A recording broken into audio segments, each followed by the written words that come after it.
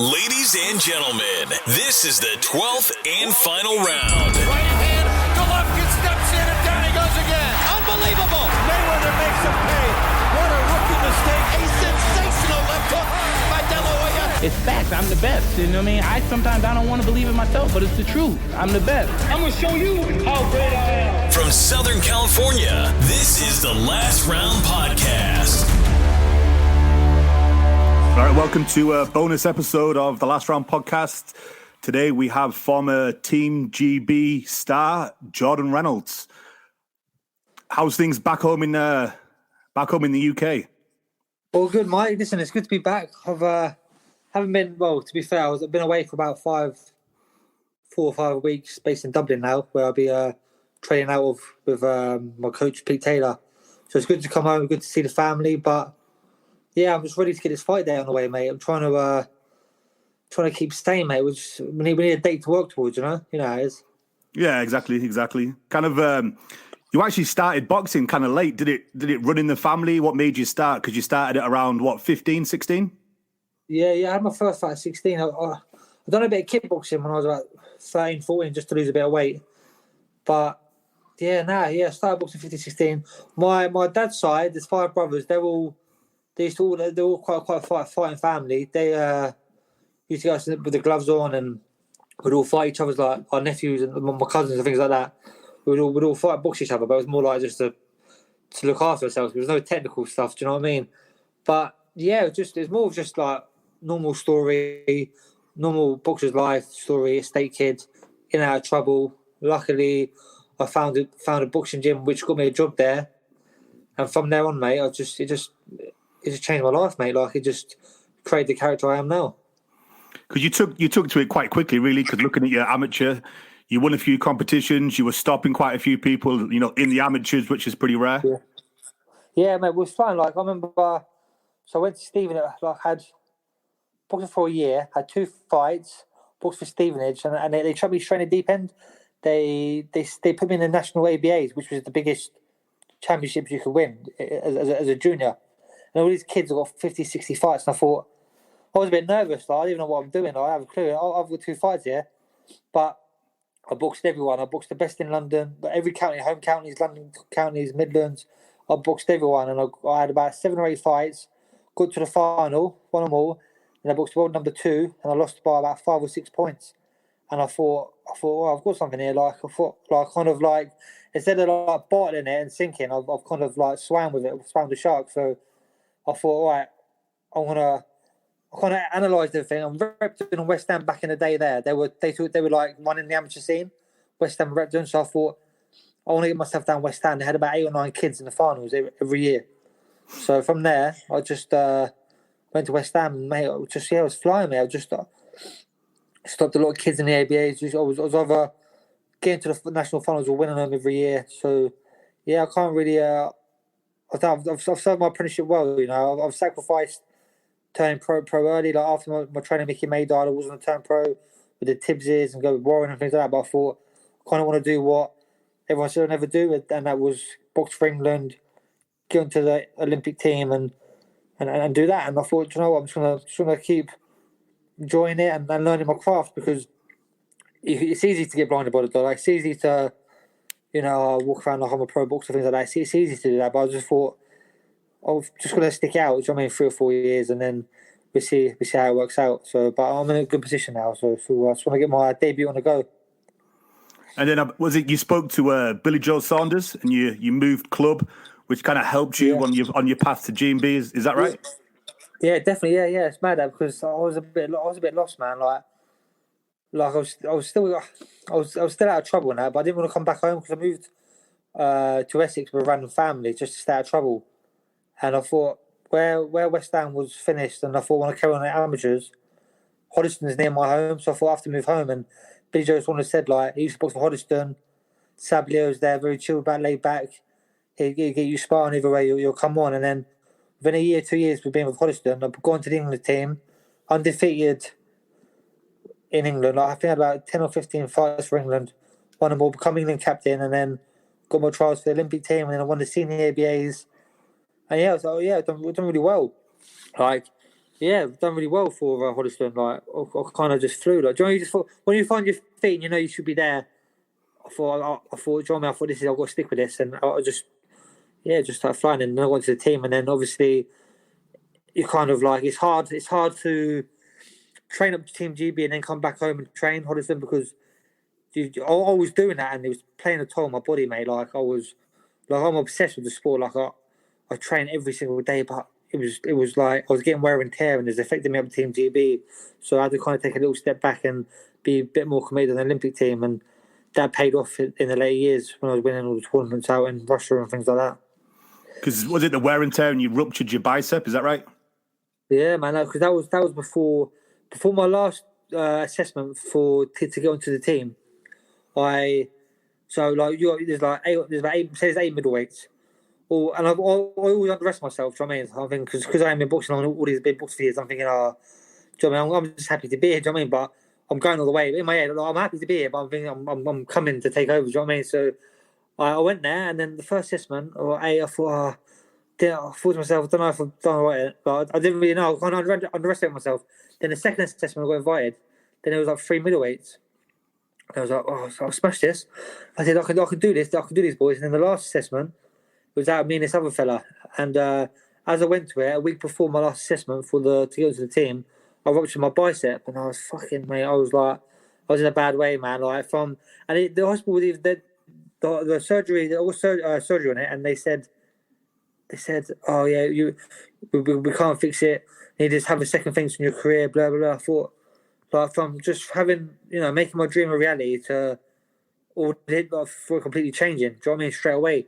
So kind of like took a couple of weeks to kind of find myself, find good people, and I went privately, and privately is costs some money, man. I don't come from money family, mate. Do you know what I mean? Like, so I had to hustle, and I had to luckily I had some good people behind me, and I got it fixed, and then I was banging the rehab out, man, and I was working on things I needed to work on, but I never had time to work on. Just working on the basics and the fundamentals, and I think it was like 2 weeks before my test, because they said they'll wait for my assessment. 2 weeks before my assessment, they said, James Gale phoned me and said, about sparring for his world title fight. And I thought, 3 rounds, 3 rounds.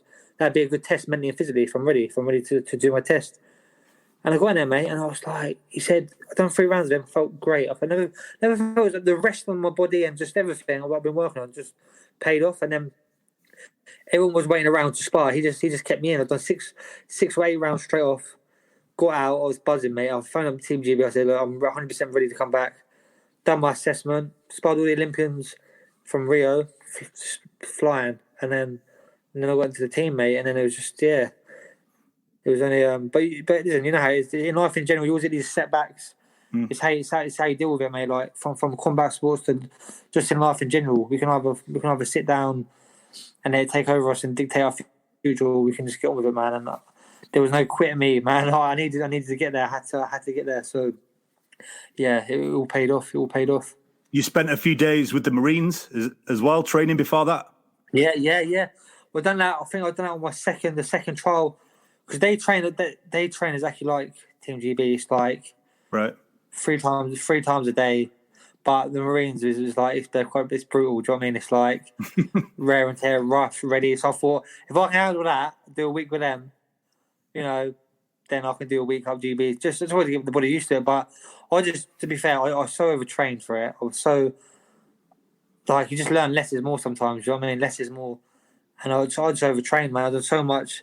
And it just showed, like, the week before my last trial, that's when I ruptured my bicep. But so you do. But this is what I tell all the kids as well. Like, don't rush turning pro. Like, this is where you need to find out, like, who's with you, because you find out who's with you from them times, and you find out about yourself, and you find out what's good for your body, what's not, what works and what don't work. So I kind of like, I'm glad I've gone through all that, and I've done all this. Do you know what I mean? So there's no mistakes as a pro, because the pro game's where it matters. Do you know what I mean? I've really still got 8 years to do my thing and get out of there. So. And that's it. Do you know what I mean? So I can't. There's no slip ups.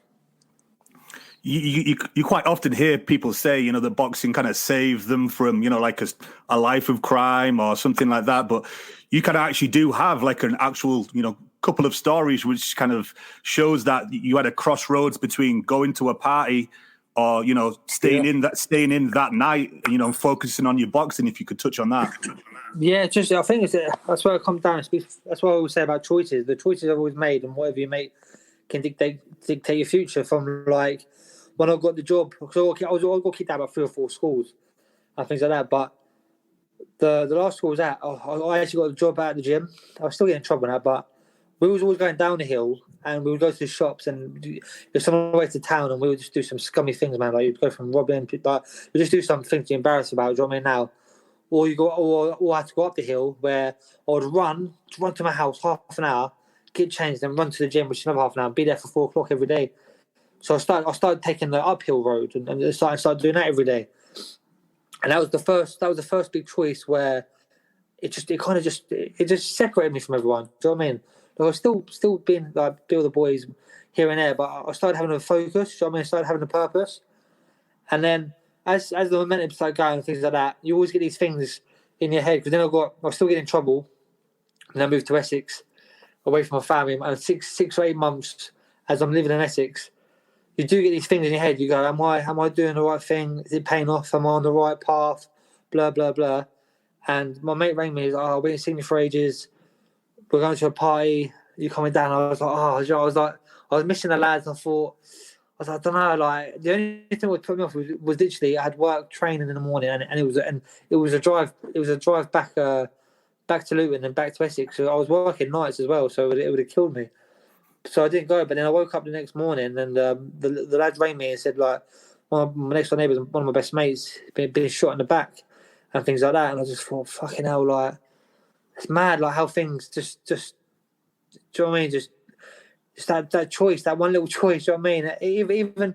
Even like, and then I come back to Luton. When I went to Luton, and I went back into town, and I just thought, I didn't want to be here, do you know what I mean? And I was with my sister at the back of town, getting my toes done, and then I walked into these 2 fellas, and I was with my sister. I had a bag on my back, all right? I ain't looking for no trouble with my sister, do you know what I mean? Two lads, barged them, and as I walked past, I didn't really think nothing of it, we just walked into each other. It was a minor thing. And the geezer's going, are you mad? Are you dumb? Are you mad? All this. And I turned around and I was like, oh, brother, I was like, leave it out. I said, I'm with my sister. So I carried on walking. So he started walking towards me. He's like, are you mad? Are you mad? I said, I'm with my sister. I said, don't start. So he tried to hit me. As he tried to hit me, I was trying to spark him. He fell on the floor and I stuck on his mate. And then his mate pulled out a blade. And I remember that little couple of seconds where I thought to myself, like, do I try it or do I run? Do you know what I mean? It's weird. It was like slow motion. I just thought, fuck it, I'm gone. He made that first step and I was just running, banging on the doors, trying to get like people to let me in the shop. Everyone was shitting themselves and I was just running. But I was kind of like, weren't running away because like I had to run. But then the geezer was kind of getting up. So I thought, fuck, my sister's down there as well. Do you know what I mean? So I'm kind of like running behind the cars, but like I was looking over across to see if my sister's sweet and see what that geezer's doing. Do you know what I mean? And then fucking luckily she got in a shop and that, and they just fucking I ran him, mate. I was gone. And then but yeah, it's just them little things. So that just made me think to myself, I just need to stay away. And when I got to the Team GB, then I was in Sheffield most of the time. So I've always just kind of the more away I am from my town and things like that. Even though it's hard, like.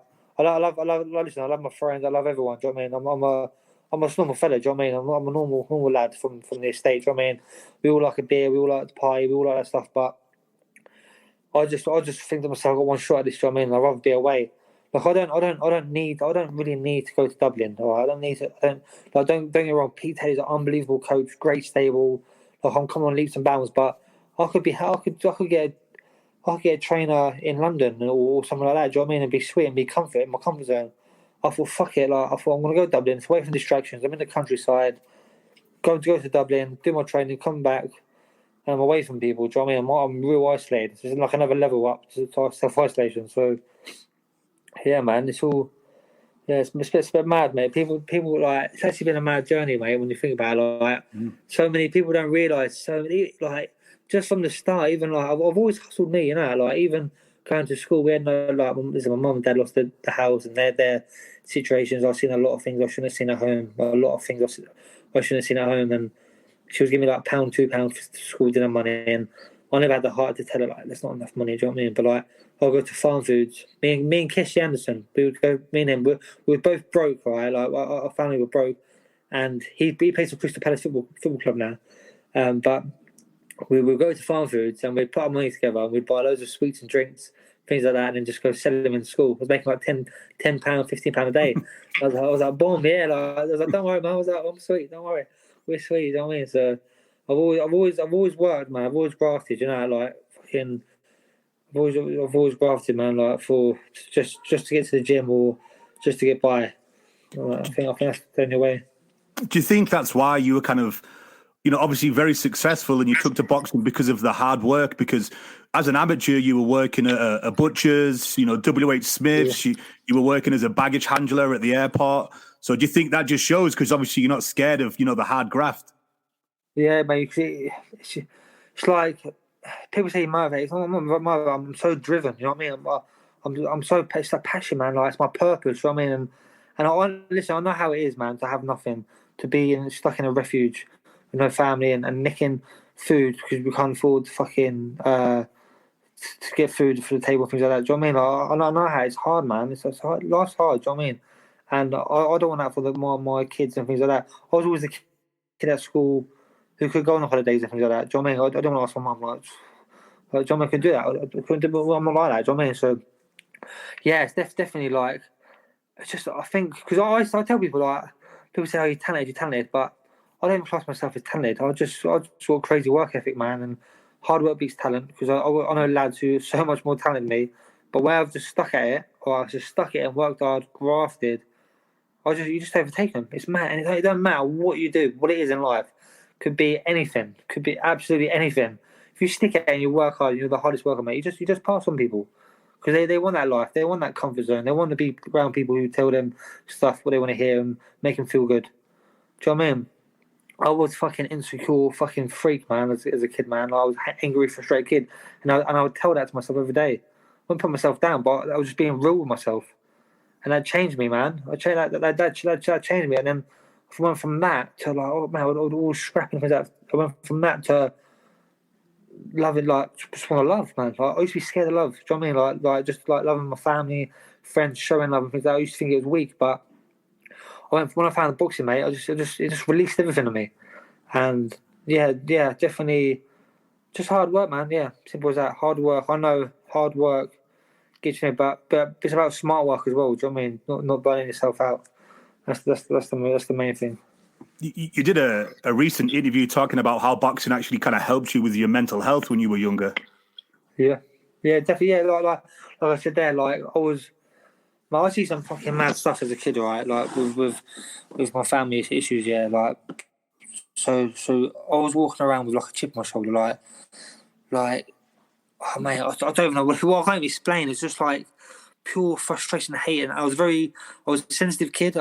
Like, take things to heart. I still do. I take things to heart, but you're mature and things like you know how to handle it anyway. But I just used to take things at heart, and I was just like, well, sometimes I want someone to say something just so you have that excuse to burst out. Do you know what I mean? And it's just crazy after you find boxing and you kind of find your purpose. You find that because everyone, listen, you know, you rarely meet any boxers who are idiots. You get an odd one or two who are arrogant and they're freaks. You know what I mean? They're pricks.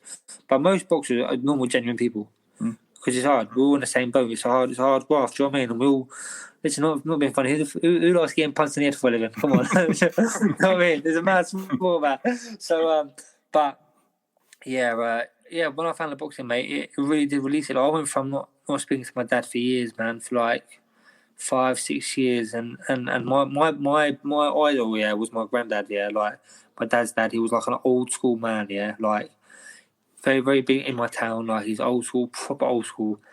And he had 5 sons. He was just like fucking, I can't even explain. He was like a godfather, man, to me. Like, and yeah, I was just like, I lost contact with the whole family, man. And fucking, I went from like loving them to like fucking hating, and then with all this stuff. And then when I went to the boxing, it just went, mate. I found confidence, and I actually went to the house and I apologised, and like, It's just mad. Do you know what I mean? Like it's a mad thing what happens. Do you know what I mean? Because there's so many, you don't know what's wrong. What's so many stories. It's mad. It's just mad. It's just all mad. Do you know what I mean? It's I still ain't sussed the whole growing up situation yet, mate. Because there's so many stories to decide. It's all mad. So I just crack on my own life. Something else you did just before the coronavirus hit is you actually travelled out to Africa, and you were out there, doing some videos with the guys, kind of like talking about boxing, how boxing can help people out, doing a bit of body sparring with them. Yeah. It was purely just entertainment. Like I've always done, right. When I got confidence and things like that, because I started working when I was working at the boxing gym as a young kid, I was always helping you get the young offenders and that come and do boxing and stuff like that. So I was starting to learn how to talk and actually coach people. So when I got to old enough to do talks at schools and help charities and things like that, I was banging it out, mate. Because from people who are in care and things like that. Because I know, right, when I was at school, and you go down that, a teacher tells you, don't, it's all right, blah blah blah. And I'm like, listen, you don't have a fucking clue. Do you know what I mean? Like you don't know what's going on. But when someone comes from that, and they're actually doing something, all right, you kind of can relate to them, and it gives people hope. Do you know what I mean? So I thought, I needed someone like that to go to my school, man. Where I can go, right, he's from my estate, or he's from that. It's possible. I can do it. I can actually do it. I can actually change. I can actually, better my life. So, yeah, that's the simple fact. And the Africa thing was I thought, why not, man? I got 2 weeks off. I thought, I'm just going to give myself. I can't listen. It's hard to change people's lives. You can't change people's lives out there. It's just, do you know what I mean? I'd be lying if I did. But I raised a few £1,000, right, £4,000 or £5,000, put loads of donations over, and I just gave my all to them. Literally, I swear, by the end of the week, I was doing 3 or 4 sessions, entertainments. I would spar and train and just coach the kids and the adults, and just show them pure love. You know what I mean? And just try and educate them and things like that, because they're not. It's hard. It's horrible to see, mate. You go to refugee camps out there. It's more of an eye opener, mate. Because listen, we all take a blind. You see these adverts and that, fucking £2 a month. We all take a blind eye, and don't get me wrong. And I'll be honest, mate. I won't even pay the £2 a month on the TV anyway, because I don't believe in a system. Because fucking about £1.95 goes to the government, and then 5p will go to. Do you know what I mean? So I'd rather go out there by myself and do it myself. Do you know what I mean? And see it from my own eyes and give my all. And mate, it was just it was great experience. Took my heart, mate. I'd definitely be there again next year, 100%. I saw you were doing the sparring. Did any of them catch you? Who? I said you were doing the sparring. Did any of them manage to catch you? Nah, but you know what, right? No, it was all right. Do you know what? I'm telling you now, if they move to England, right, because their work ethic they've got, right, and they're all natural athletic, they would take over the world, man. I'm telling you, mate, because they work for they've got to work 15-hour days to get 1 meal a day. Do you know what I mean? And mate, people don't realise, mate. It's mad. It's actually mad. And they've got nothing, right? Or if they had a bit more money, a bit more food and things like that, they'd be the perfect people. They're the nicest, happiest people, man. Do you know what I mean? They're just not educated, and they they get fucking groomed by this black magic stuff, and the kids. It's all mad out there, mate. But it's some talent, mate. This kid, I was doing play with this kid, mate, and he was just he's obviously seen some. He must have seen a film or something. He must have caught an eye on a comic book, so he thought he was he'd throw 2 shots and then I don't know, it was class, mate. You have to check it out on Instagram. It was class. But yes, some very natural talent out there for sure. Very naturally strong, man. Do you know what I mean? Strong grit. So we got it soft here, mate. Do you know what I mean? Yeah. That's why you see Kazakhs, the Russians, they're all strong as fuck, mate. We go, fucking hell, I'm a bit hungry. I'll go to the shop, get a bit of chocolate or whatnot. See the Kazakhs and all these, mate. They're hungry. They go to the farm. They got a hunt for their food, mate. They're cutting up horse, mate. They're having horse meat in there. Do you know what I mean? That's the difference. So you turned pro this year, but you had to get yourself out of the Team GB contract. Is that right? Yeah, that's right. Yeah. So basically, I wasn't really happy. I've done well there. I've learned so much there. Don't get me wrong. Can't I can't say nothing bad. Do you know what I mean? Like I've done my time there, and some things were good, some things are bad. Blah blah blah. You know how it is. Do you know what I mean? But I thought I won the gold in Belarus, 5 fights in a week. Boxed some good lads, very good lads, and I was the last middleweight to win. I was the last middleweight who was performing, looking the best. Everyone was losing. And then so I thought, boom! I said, that's me. That's me done. It was the end of the year as well, hardest tournament. And they said, qualifications, things like that, coming up. So then about a month or two before, they said, we're going to test someone out for you. We're going to bring him down away and test him out. So I was like, what? I was like, that ain't no good to me. Like, he improved himself in my weight. So I thought, fair enough. It is what it is. Right? I thought, it is what it is. I'll be positive and keep cracking on. I'll overtake it. I'll just deal with it. And then he got injured or something happened to him. I found out what even reserved. The kids who I beat the year before, and he's not as kid in that, but he hasn't even won a senior ABAs or he's seen a national title yet. He's going. So I just thought, I ain't wasting my time here. I ain't wasting my time. So I just thought I meant to be. Simple as that. I'm not waiting around, and I'm not a mug. Do you know what I mean? So I was like, I'm going. Do you know what I mean? So I just thought. The pro game's always been suited to me anyway. Just from I'm a showman, I can sell tickets and I like a fight. So let's get this pro game on the go, man. So I'm excited. I'm really excited. Just need this thing to calm down, man. It's a bit annoying that things gonna be behind closed doors, but hopefully by next year we can get a few people in and have some good events. So you train as Peter Taylor, Katie Taylor's father. Was there anybody else in the mix, or did you know when you were going to turn pro that you were going to choose Pete? I just knew, man. I always knew it was being an island for some reason. Like, I remember moving out there before because I wasn't going to go box in the Irish national team. I stayed with Gary Cully, very good kid. And then before, about the end of the championships, England called me, and I thought, there's more opportunities in England, and I'm English as well. Do you know what I mean? So I thought I'd go back there, but I was always backward and forward, and I've seen Peter on the national team, and he was like, the man travels around with the national team. He stayed in in Russia for 8 or 9 months, and then Cuba for a few months studying boxing. He's fanatic. He don't stop. And I just thought his passion for boxing won me over, man. Like, he's not. You got these coaches where they've got hobbies. Their hobbies are like they've got hobbies. Do you know what I mean? He ain't got a hobby, mate. His hobby and his thing is boxing.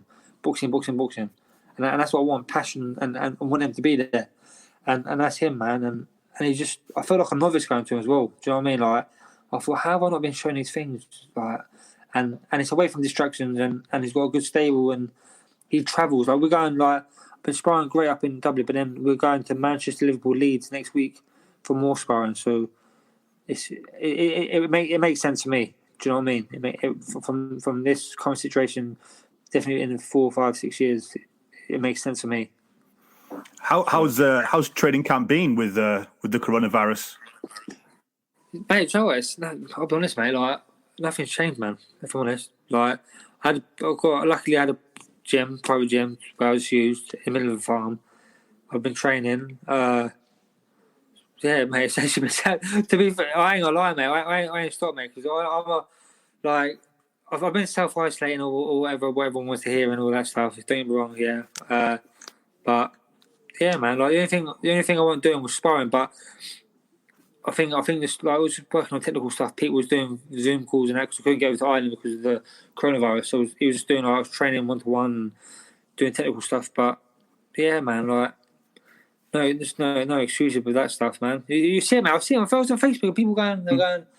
People going, I feel so lazy, man. That's last thing I hate seeing that thing. I feel, I feel so lazy. I'm depressed. I can't get out of bed because of this lockdown. I'm thinking, go outside and go for a fucking run, man. Like, it's fine. Do you know what I mean? And I don't know. I have my own opinions on this coronavirus stuff, man. I think it's so mad. Do you know what I mean? Like, I don't know, mate. I really don't know. The world's mad. The world's gone mad, isn't it? How does Pete let you play your music in the gym? Because obviously it seems like you're into a bit of swing, old school jazz, Elvis Presley, and quite a lot of the boxing gyms I visit, I don't normally hear Elvis blasting out. That's fuck's sake, man. But listen, it's just good vibes, man. I'm on a happy vibe. Do you know what I mean? I just bring that happy vibe in. Music keeps me sane. You know what I mean? Like, I've got music on 24/7, man. You know, it's either music or podcast. But yeah, definitely, man. Listen, and there are a lot of older lads at the gym, like the trainers and the cutsmen and things like that. So they know the music anyway. So it's just a good little vibe. You need that. You need that little switch off where you're in a little flow of things, and then you get down to business. But yeah, man, you got to. That's me, mate. That's me. I'm born in the wrong era. I'm telling you. I love it. I love that. I love that shit, man. The 50s, man. It's class. Love it. So you're managed by MT Play Global, but do you have a promoter yet? Matchroom, Frank Warren, or anybody? Now, what we do, we're going to freelance for a year because I don't want to rush nothing. Like, or I want to make sure I get my real worth. Do you know what I mean? Because like, I'm trying to play it right. Like, I'm with MTK, strong management, right? We get shows with Eddie Hearn, Sky Sports, Frank Warren, BT Sports, MTK shows, ESPN. So I'm getting an all-round deal there. It's just being smart, man. I'm getting every televised going, and then if Hearn, offers the right stuff and things like that, and MTK happy with stuff, then jump with Hearn for sure. I think Hearn's definitely the man to go to for sure. 100%. He's flying. Do you know what I mean? But I want to make sure like I'm worth it. I'm not just like like a little side thing. Do you know what I mean? Like I want to be done properly. I want to do it properly. Do you know what I mean? So it's just playing right, mate. Brand boxing is just a business. That's just a business. So I found out early, mate. That's why.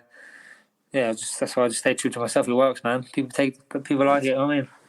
Have you already had interest with your amateur background? I'm sure when you turned pro, you must have already had Eddie Hearn and Frank and people like I know I could definitely get some of them 100% all day long. Like I was even going to turn pro with. I was going to get managed by Charlie Sims, who had been straight with Matchroom and Eddie Hearn, but it didn't make sense to me. Like I just MDK is long term. They want to take over the boxing soon. It's all about long term, and there's no rushing. I don't want to rush. There's no rushing in like big lights. And you're getting shit money. I'd rather do it properly, build up, and then Eddie Hearn's right. I'm his main fighter. Do you know what I mean? I'm his main fighter instead of being like a little side thing. It's not. I don't want to do it properly, man. So, but like I've done it well, man. Like I'm a big ticket seller as well. Like as an amateur, I was selling like 500, 800 tickets to these events. Me and Joe Laws. He's a Northern lad. He's a funny lad, right? From Newcastle. Yeah. We would go. Listen.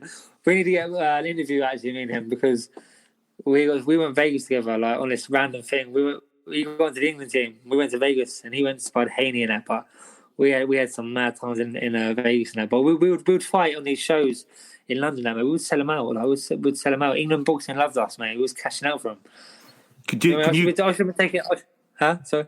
I was going to say, can you confirm or deny the Haney rumours that Joe always talks about? Nah, bro. Listen, I was there, mate. Like I've got videos, all right. Don't get me wrong, all right. Devin Haney gave it to him for 1 or 2 rounds, all right. But see, Joe's work ethic is a fucking mate. He's fit as fuck, and he's messy. He don't look pretty. He's raw and rugged, and he's fucking. When you fight someone like that who don't know what they want to throw themselves, it's horrible. Do you know what I mean? And Haney, I swear to God, Haney didn't know what to do, mate. Joe caught him with a shot, and it's like he shit himself, and he just fucking he pummeled him. And I thought, fucking hell. Then the next day, we got asked to spar. I was sparring Andrew Tabiti and Kevin Newman, and he was sparring Haney every day in the gym. So if Haney bashed him up, then they wouldn't have called us back like that. Do you know what I mean? It was proper sparring, man. So, and do you know what? We was hungover, mate. You know, we actually was. I wasn't even hungover, mate. I didn't even sleep. It was the best I sparred. I was sparring Andrew Tabiti, and I thought, fucking hell, he's slow, man. I was like, everything was slow motion. I was so relaxed, like. They must have thought, like, who are these 2 white boys here? Because I come in there, I had no gloves, no nothing. I just had a gum shield. I said, fuck it, I'll spar anyone. I was like, oh, fuck it. They were like, you don't want to spar. I was like, yeah, I will. So I was waiting around for time, and I thought, fucking, I'll take the piss. I said, listen, I'll spar anyone. I said, fuck it. Worst can happen is I'll get knocked down. I said, fuck it, no one's gonna know. So I thought, fuck it. So the guy to spar this geezer, and they put me in a doghouse. And then last year, I took him out there. I think it was like 7 minutes. And then he gave up. And then after that, that's when the next day he had fucking May with his dad and everyone come to the gym. And it was funny, man. It was good. But we earned our respect, man. It's funny. It was good. It's good crack. I think one of your spars is on YouTube. I watched it yesterday. Yeah, it might have been. Yeah. I was young. I was young, man. Yeah, it would have been. I think I put up there. And been around, man. Tabiti's a cruiserweight. Yeah, cruiserweight, man. Do you know what, mate? That's what I'm saying about media, mate. Because media can make people look fucking good, man. I actually thought, what the fuck? Like, unless I was an amateur then, and we are quick on our feet and things like that. But he was just plodding. I thought to myself, fucking hell, like he bangs people out. But yeah, I'll spar anyone. I've sparred everyone. I've spar anyone. George Grove, sparred DeGale, Tabiti, Josh Taylor, every weight, all weights. You're turning pro at middleweight. So I do middleweight. Any of the British guys take your interest? Obviously, you've got Eubank, Liam Smith, Liam Williams. Yeah, fucking Eubank. I don't like Eubank, mate. I think he's arrogant. I don't fucking freak. But yeah, listen, I can't listen. I need to make my debut first. I need to have a few fights so I start calling people out. But don't get me wrong, mate. Like when I start getting that momentum, start flowing, then yeah, mate. Like people are gonna get stuck on, and I'm here to fight. I'm here to fucking be shy in the corner and be shy. It's one, it's a business, and two, it's a fighting man's sport. So if I got, listen, it's what it is, you know how it is, mate. I mean, I'm on it, mate. Trust me, I can't wait. It's gonna be fun. It's gonna be fun. But yeah, listen, all middleweights, we're all gonna be the same. We're fighting anyone, and I'm sure they would all say the same thing. Like literally, whoever's got the title, I'm coming for. I have a couple, three or four. I'm not doing this thing where, especially lads these days, 15 fights, 15 wins. They're all fucking 15 journeymen. Do you know what I mean? With 100 fights, 98 losses. Nah, don't get me wrong. 2 or 3 of them fights start on 6 rounds, and then I'm on it. You've got a couple of people at that weight who are kind of towards the end of the career that are still names like Ashley Theophane, Brian Rose. Yeah, that's what I'm saying. I think Fowler's no. Ain't Brian Rose super welterweight? He's moved up and down, hasn't he? Oh yeah. That's what I'm saying. So like, and like I said, it's about catching people in the right time. So hopefully, when I'm like 31, 32, Canelo will be right down. Jump straight on him. We'll be going near him now, though. Fuck that. Are you gonna move quickly in the pros? Because obviously you've had a good amateur experience. You're a little bit older, so yeah, fast track, man. Fast track. That's the plan. I'm 25 now, so still got a good load of time to be fair. But it don't really interest me to fight 10 genuine. To be honest, it's just because you're just mugging your fans off. You're mugging your supporters off. Selling a fight. Oh, everyone come watch me, and they don't want to watch you spend their hard work earning money to knock someone out in one round. Do you know what I mean? Like, don't get me wrong. I tell them like the first few fights, yeah, I got to learn and be with me. Do you know what I mean? I've got to learn, but people want to see the real thing, the real fights. And that's what we're given. Any dates yet? All in the air, mate. I got told June, July, August. I don't know now. I'm not saying nothing now until I'm actually in the ring. So that's the best way, mate. Even if it's penned in on contract and things like that, a fight's not on until you're both in the ring, because the way mate, it's all mad, isn't it? Promoters are putting things up in the air, and I don't even know how they're getting his dates, mate. To be honest, I don't know. Eddie Hearn's back garden, baby.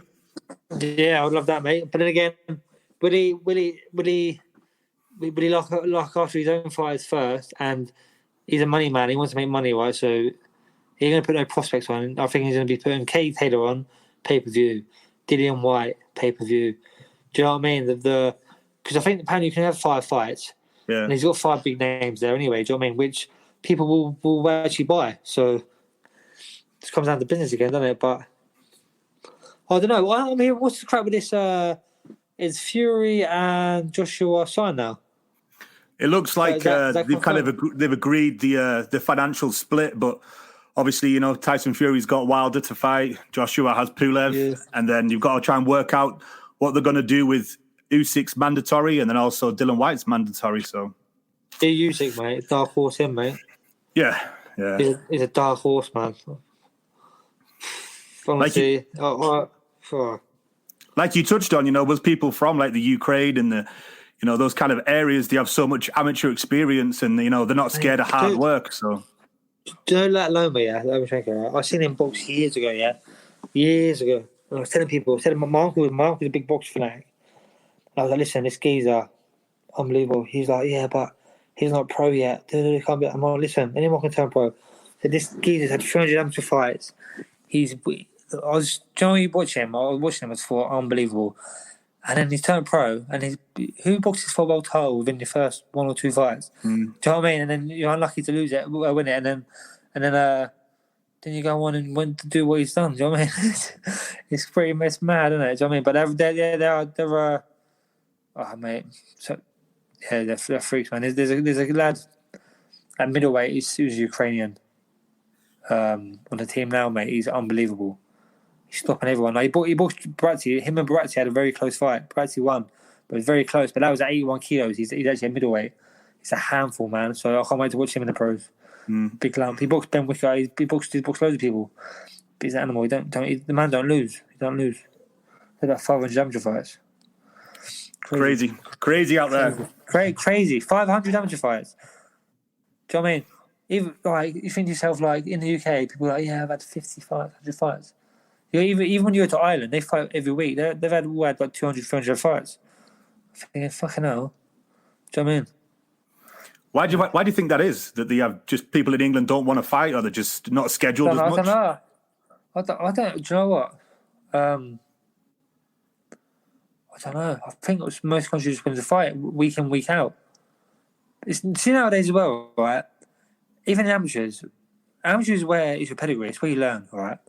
And it's like people trying to get like a build up record as an amateur now.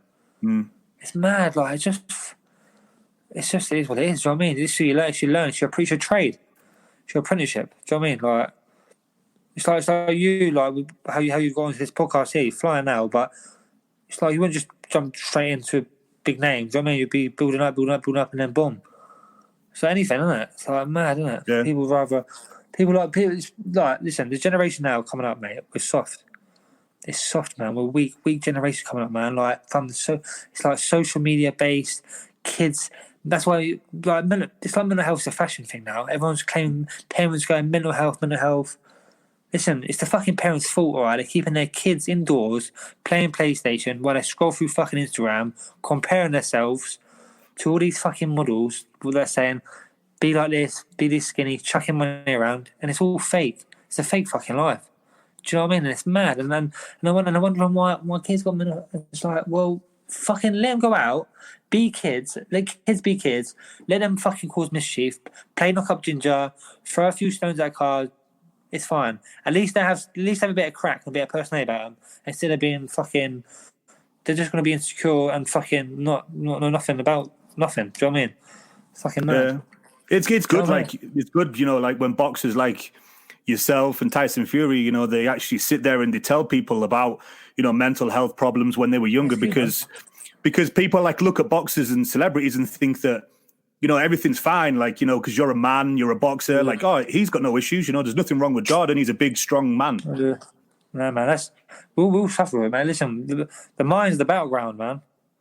Do you know what I mean? No one knows. You could be speaking to me now, mate, and I've got things going on in my head. Like, I'm like, yeah, Sam, but in my mind, I'm fucking, do you know what I mean? So, but it's just finding what channel's the right path to it. Do you know what I mean? It's just, but yeah, man. But I do believe combat sports, boxing, things like that, or any kind of sport can bring that mental health out and help prevent, even with combat sport, even with the bullying and that. I was saying about bullying the other day. Combat sports, man, kids just need to like just toughen up a bit. Do you know what I mean? Build a thicker skin, and I don't know. Maybe I'm a bit old school. I don't know. No, it's true. It's true. You know, like self-confidence. You know, you walk with your head held high. You know, if you know that you can, if you know that you can fight, then fuck it, man. Instead of being vulnerable, if you're vulnerable around where I'm from, mate, you get slapped and you get robbed. It's simple as that. Do you know what I mean? Like, and it's like you can't live in a sheltered life. And it's like and now in today's age, it's like we're so nice. We've got nice things. Like, oh no, you're not fat. No, you're not fat. You just no.